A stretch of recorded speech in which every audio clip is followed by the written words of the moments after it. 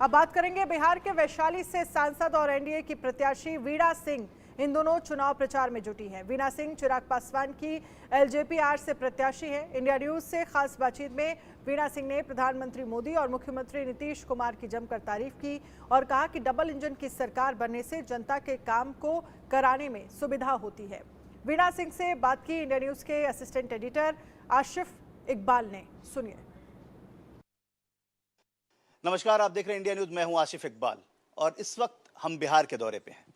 चुनावी यात्रा देख रहे हैं, चुनाव के मिजाज को समझ रहे हैं। हम इस वक्त वैशाली हैं, गणतंत्र की धरती पर, और मैं वैशाली के सांसद से आपको रूबरू कराने वाला हूं। उससे पहले मैं ये जरूर कहूंगा कि मुतमईन हूं मैं अपने दरख्तों से कि तूफान आएगा और चला जाएगा। जी हाँ, बहुत बड़ी लड़ाई लड़के यहाँ तक पहुंची हैं और आगे भी तैयारियां कर रही हैं वो अगले 5 साल के लिए।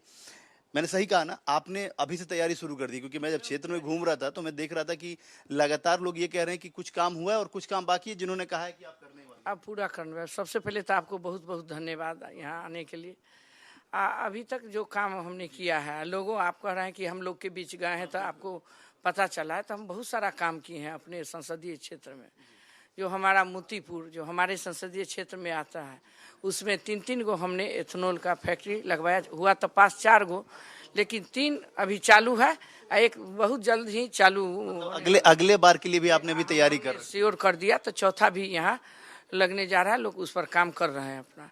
एक मेगा फूड पार्क जो है उसके लिए भी 400 करोड़ रुपया के लागत से वो भी यहाँ बनने जा रहा है। तो बहुत सारा काम है जो वो भी अपना काम शुरू करेंगे। हमने मोतीपुर में रेलवे स्टेशन पर जो हमारा ऊपरी पुल नहीं था, ओवरब्रिज बनवाने का काम किए। हमने कांटी रेलवे स्टेशन का काम किए। जो ट्रेन बंद थी, जो हमारे 2002 में अटल बिहारी वाजपेयी जी के घोषणा हुआ था, जे वहाँ से सुगौली से आना है ट्रेन को, साहेबगंज होते हुए सभी जगह जाना है, तो काम बहुत धीमी गति में थे। हमने जब सांसद बने तो वहाँ के लोगों ने मुझे आवेदन दिया, सारा कागज पत्र मुआयना कराए, तो हमने रेल मंत्री जी से मिल के कहे जो बहुत 10 में तैयार होना था उसको, लेकिन नहीं हुआ। हमने उनसे प्रयास करके तो अभी तो वैशाली में भी हाजीपुर से पटना, हाजीपुर से वैशाली तक ट्रेन चलवाए। उसके बाद यहाँ पारू तक आया, पारू से अभी देवरिया तक चला गया। लेकिन इसी वित्तीय वर्ष में हमको लगता है साहेबगंज से भी ट्रेन खुलने लगी। आपको लगता है कि जब सरकार होती है, डबल इंजन की सरकार होती है, उसका असर होता है? वो काम बहुत स्मूथ और बहुत जल्दी होता है? एकदम जल्दी होता है। हमारे माननीय बिहार सरकार भी एकदम तत्पर है, जमीन मुआयना कराने से लेके सभी करवाए हैं। तो दोनों सरकार मिल के काम करते हैं। जब डबल इंजन का सरकार होता है तो ट्रेन में भी देखते हैं जो डबल इंजन रहता है तो बहुत तेज़ी से चलता है। तो इसी तरह हमारी सरकार जो है डबल इंजन का बहुत तेज़ी से काम कर रहा है।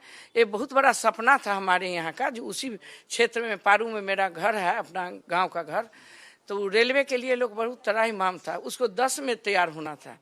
इसके बाद हमारे आने के बाद बड़ी तेजी गति से हमने रेल मंत्री जी से आग्रह करके उसको पूरा करवाए। अब साहेबगंज से ये वित्तीय वर्ष में एकदम चालू हो जाएगा। तो उसके हमने काम कुछ चुनौतियां जो आपको लगता है या कुछ आपने तैयारी कर रखी है अगले के लिए, आप जैसा बता रही हैं कि क्योंकि अगले 5 साल के लिए आपने तैयारी की है, तो कुछ ऐसे बड़े काम जो आपको लगता है कि आपका आना बहुत ज़रूरी है, आपको लोकसभा जीतना बहुत ज़रूरी है, उन कामों के लिए?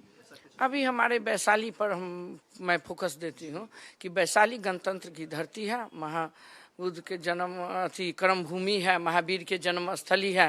वो बड़ी पूरे देश में विख्यात जगह है। वो वैशाली को जब नाम ही सुनता है तो लोग कहते हैं वैशाली से आप जीत क्या है।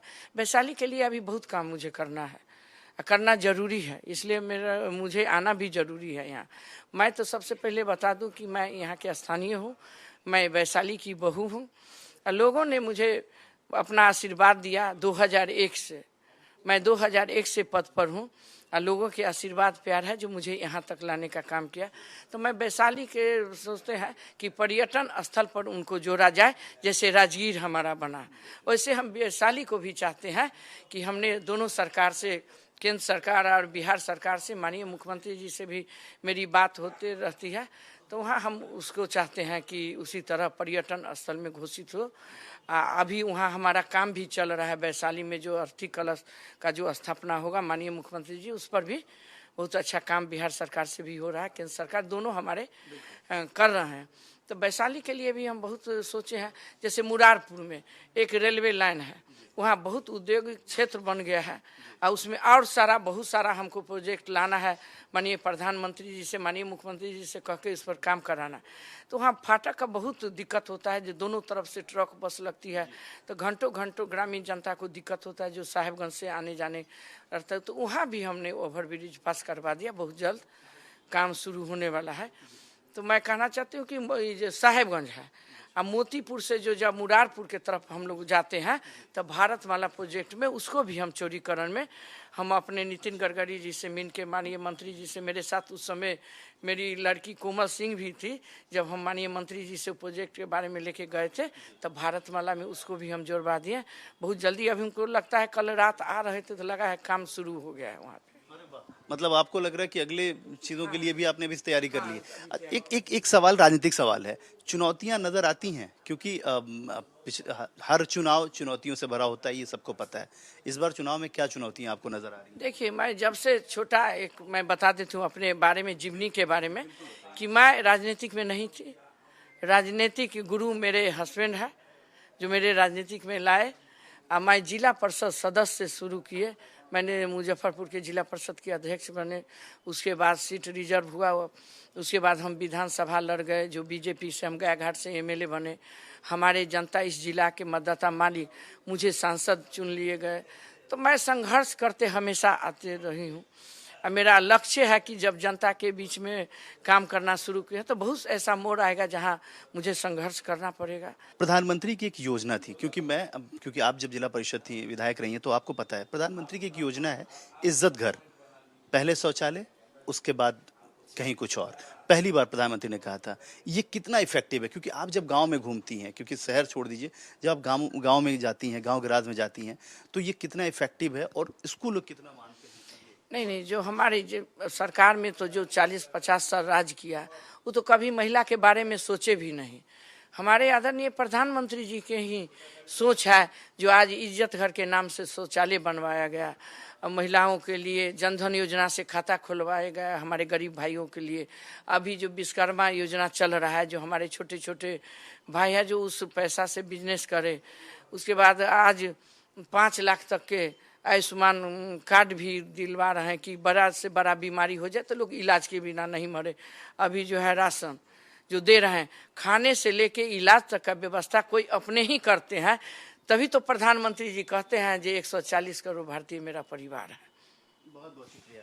देखिए, साफ तौर पे मैंने शुरुआत में ही कहा था कि मुतमईन हूँ मैं अपने दरख्तों से कि तूफान आएगा और चला जाएगा, इसलिए क्योंकि मैं जब से देख रहा हूँ वीना सिंह, पहले भी मैंने इंटरव्यू किया और आज कर रहा हूँ, बहुत कॉन्फिडेंट है। अपनी बातों को रखने का तरीका भी बदल दिया इन्होंने, बहुत खुल के बात करती हैं और अपनी चीज़ों को अपने आम लोगों तक पहुँचाने की कोशिश करती हैं।